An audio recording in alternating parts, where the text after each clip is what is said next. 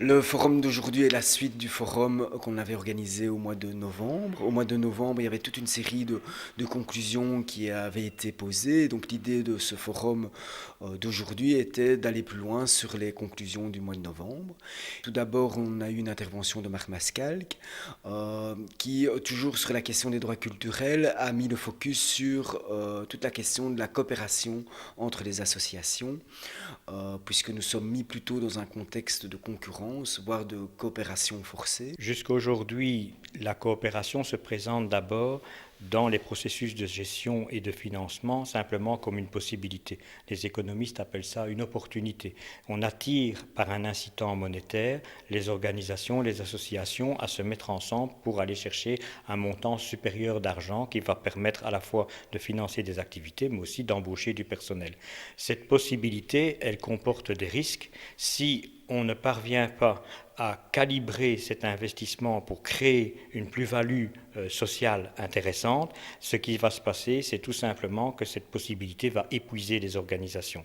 À l'inverse de cela, si on adopte une position plus responsable et que l'on essaye de préparer les partenariats en amont, de manière à être prêt effectivement à poser des conditions pour aller chercher la possibilité qui est offerte par le système de gestion actuel, à ce moment-là, il est possible de devenir soi-même porteur d'utopie à l'intérieur de la coopération.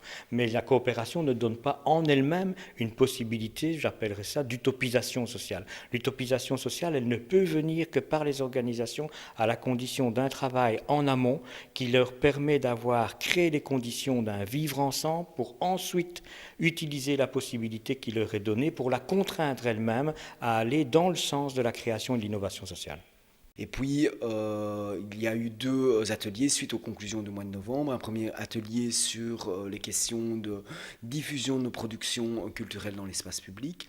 Et le deuxième atelier sur les questions interculturelles, puisque les questions interculturelles avaient été, en tout cas, apparues durant l'année 2015 et on voulait pouvoir les traiter pour aller plus loin.